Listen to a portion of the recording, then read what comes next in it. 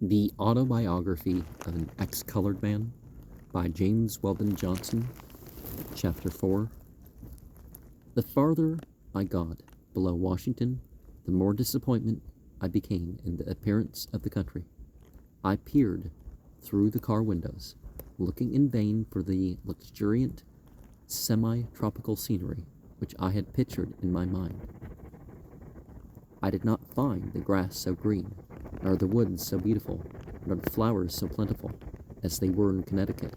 Instead, the red earth, partly covered by tough, scrawny grass, the muddy, straggling roads, the cottages of unpainted pine boards, and the clay-daubed huts imparted a burnt-up impression.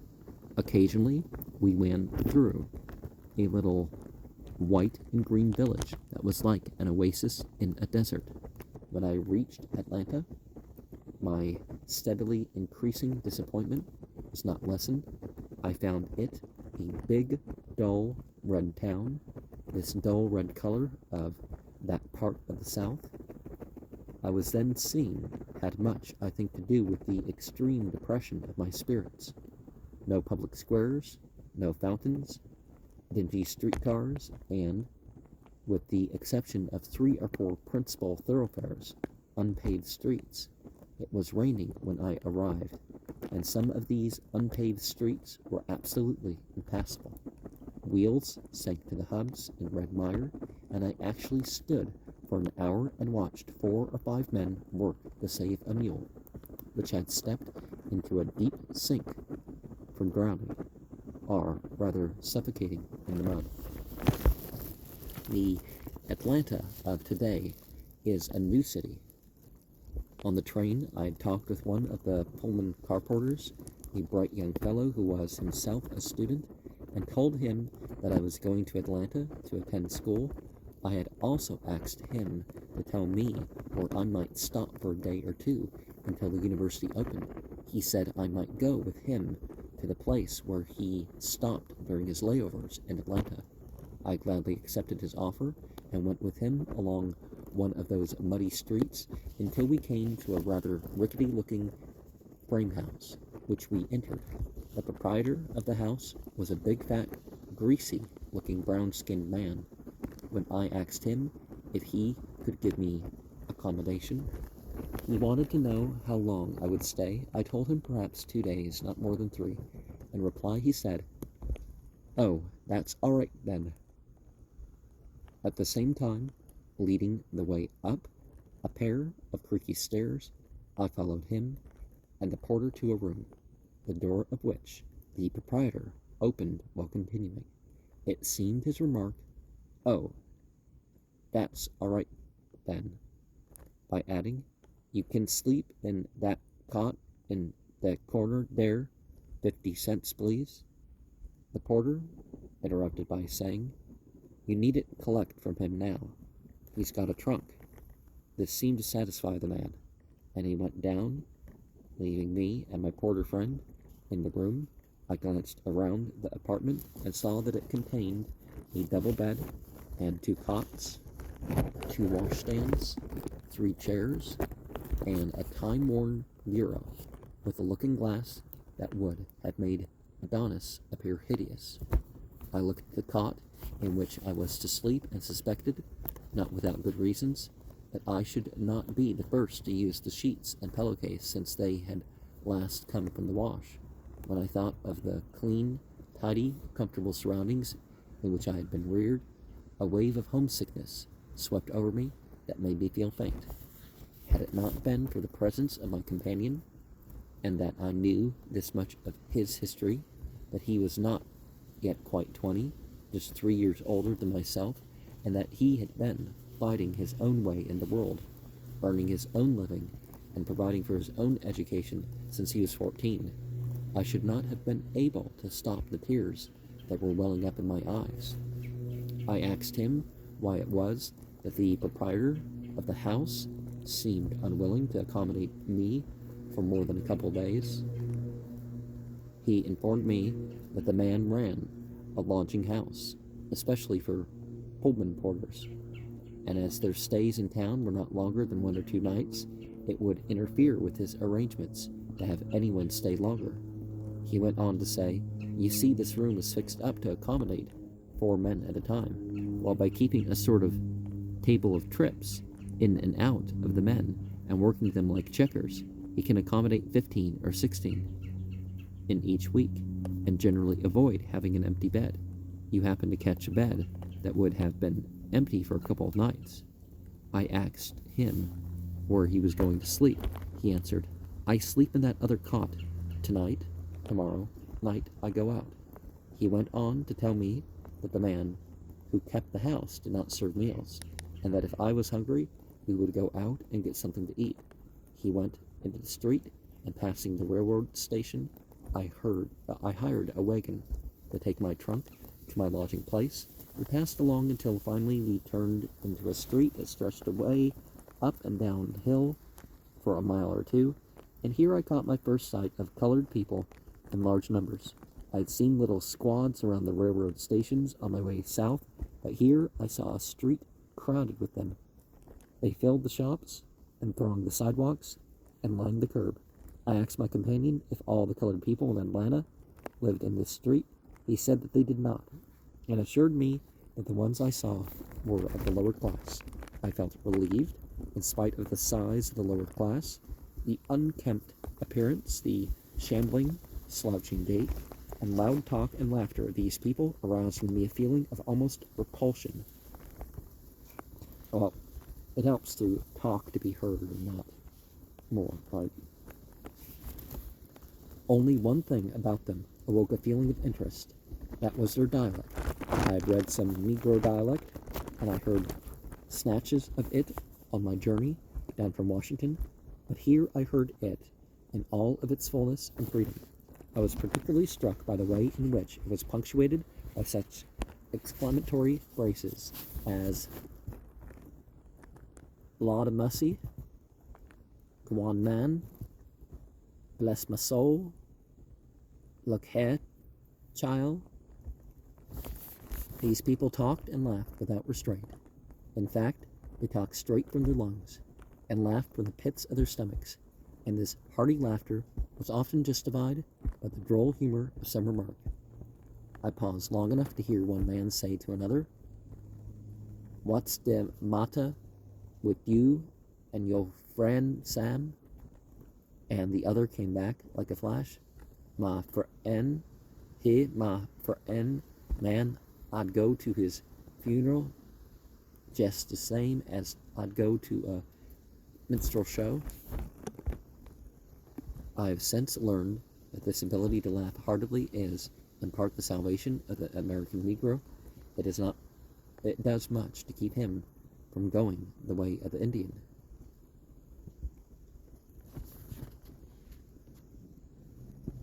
Don't know what I mean. The business places of the street along which we were passing consisted chiefly of low bars, cheap dry goods, and notion stores, barber shops, and fish and bread restaurants. We at length turned down a pair of stairs that led to a basement, and I found myself in an eating house, somewhat better than those I had seen in passing, but that did not mean much for its excellence. The place was smoky, the tables were covered with oilcloth, the floor covered with sawdust, and from the kitchen came a rancid odor of fish fried over several times, which almost nauseated me. I asked my companion if this were the place where we were to eat. He informed me that it was the best place in town where a colored man could get a meal. I then wanted to know why somebody didn't open a place where respectable colored people who had money could be accommodated. He answered, "It wouldn't pay. All the respectable colored people eat at home, and the few who travel generally have friends in the towns to which they go who entertain them." That's why they came up with a guide later, right? He added, of course, you could go in any place in the city. They wouldn't know you from white. I sat down with the porter at one of the tables, but was not hungry enough to eat with any relish what was put before me. The food was not badly cooked, but the iron knives and forks needed to be scrubbed. The plates and dishes and glasses needed to be washed and well dried. I minced over what I took on my plate while my companion ate. When we finished, we paid the waiter 20 cents each and went out. We walked around until the lights of the city were lit. Then the porter said that he must get to bed and have some rest, as he had not had 6 hours sleep since he left Jersey City. I went back to our lodging house with him. When I awoke in the morning, there were, besides my newfound friend, 2 other men in the room, asleep in the double bed. I got up and dressed myself very quietly so as not to awake anyone. I then drew from under the pillow my precious roll of greenbacks, took out a $10 bill, and very softly, unlocking my trunk, put the remainder, about $300, in the inside pocket of the coat, near the bottom. Glad of the opportunity to put it unobserved in place of safety, when I had carefully locked my trunk, I tiptoed toward the door with the intention of going out to look for a decent restaurant where I might get something fit to eat. As I was easing the door open, my porter friend said with a yawn, "Hello, you're going out?" I answered him, "Yes." "Oh." He yawned again. "I guess I've had enough sleep. Wait a minute. I'll go with you." For the instant, his friendship bored and embarrassed me. I had visions of another meal in the greasy restaurant of the day before. He must have divined my thoughts, for he went on to say, "I know a woman across town who takes a few boarders. I think we can go over there and get a good breakfast."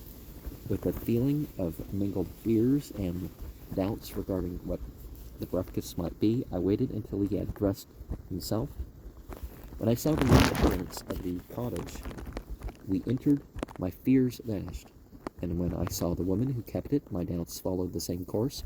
Scrupulously clean, in a spotless white apron and colored handkerchief, her round face beaming with motherly kindness. She was picturesquely beautiful. She impressed me as one broad expanse of happiness and good nature. In a few minutes she was addressing me as "child" and "honey." She made me feel as though I should like to lay my head on her capacious bosom and go to sleep. And the breakfast, simple as it was, I could not have had at any restaurant in Atlanta at any price. There was fried chicken, as it is fried only in the South, hominy boiled to the consistency where it could be eaten with a fork, and biscuits so light and flaky that a fellow with any appetite at all would have no difficulty in disposing of 8 or 10. When I had finished, I felt I had experienced the realization of, at least, one of my dreams of Southern life. During the meal, we found out from our hostess, who had 2 boys in school, that Atlanta University opened on that very day. I had somehow mixed my dates. My friend the porter suggested that I go out to the university at once, and offered to walk over and show me the way. We had to walk because, although the university was not more than 20 minutes distance from the center of the city, there were no streetcars running in that direction. My first sight of the school grounds made me feel that I was not far from home. Here the red hills had been terraced and covered with green grass. Clean gravel walks, well shaded, led up to the buildings. Indeed, it was a bit of New England transplanted. At the gate, my companion said he would bid me goodbye, because it was likely that he would not see me again before his car went out. He told me that he would make 2 more trips to Atlanta, and that he would come out and see me, and after his second trip, he would leave the Pullman service for the winter and return to school in Nashville. We shook hands. I thanked him for all his kindness, and we said goodbye. I walked up to a group of students and made some inquiries. They directed me to the president's office in the main building. The president gave me a cordial welcome. It was more than cordial. He talked to me, not as the official head of the college, but as though he were adopting me into what was his large family, to personally look after my general welfare, as well as my education. He seemed especially pleased with the fact that I had come to them all the way from the north. He told me that I could have come to the school as soon as I had reached the city, and that I had better move my trunk out at once. I gladly promised him that I would do so. He then called a boy and directed him to take me to the matron and show me around afterwards. I found the matron even more motherly than the president was fatherly. She had me to register, which was in effect to sign a pledge to abstain from the use of intoxicating beverages, tobacco, and profane language while I was a student in the school. This act caused me no sacrifice, as up to that time I was free from either habit. The boy who was with me then showed me about the grounds. I was especially interested in the industrial building. The sounding of a bell, he told me, was the signal for the students to gather in the General Assembly Hall, and he asked me if I would go. Of course I would. There were between 300 and 400 students, and perhaps all of the teachers gathered in the room. I noticed that several of the latter were colored. The president gave a talk addressed principally to newcomers, but I scarcely heard what he said. I was so much occupied in looking at those around me. They were of all types and colors, the more intelligent types predominating. The colors ranged from jet black to pure white, with light hair and eyes. Among the girls, especially, there were many so fair that it was difficult to believe that they had Negro blood in them. And too, I could not help but notice that many of the girls, particularly those of the delicate brown shades, with black eyes and dark wavy hair, were decidedly pretty. Among the boys, many of the blackest were fine specimens of young manhood, tall, straight, and muscular, with magnificent heads. These were the kind of boys who developed into the patriarchal uncles of the old slave regime. When I left the university, it was with the determination to get my trunk and move out to the school before night. I walked back across the city with a light step and a light heart. I felt perfectly satisfied with life for the first time since my mother's death. In passing the railroad station, I hired a wagon and rode with the driver as far as my stopping place. I settled with my landlord and went upstairs to put away several articles and went out. As soon as I opened my trunk, a dart of suspicion shot through my heart. The arrangement of things did not look familiar. I began to dig down excitedly to the bottom till I reached the coat in which I had concealed my treasure. My money was gone, every single bit of it. I knew it was useless to do so, but I searched through every other coat, every pair of trousers, every vest, and even into each pair of socks. When I had finished my fruitless search, I sat down dazed and heartsick. I called the landlord up and informed him of my loss. He comforted me by saying that I ought to have better sense than to keep money in a trunk, and that he was not responsible for his lodger's personal effects.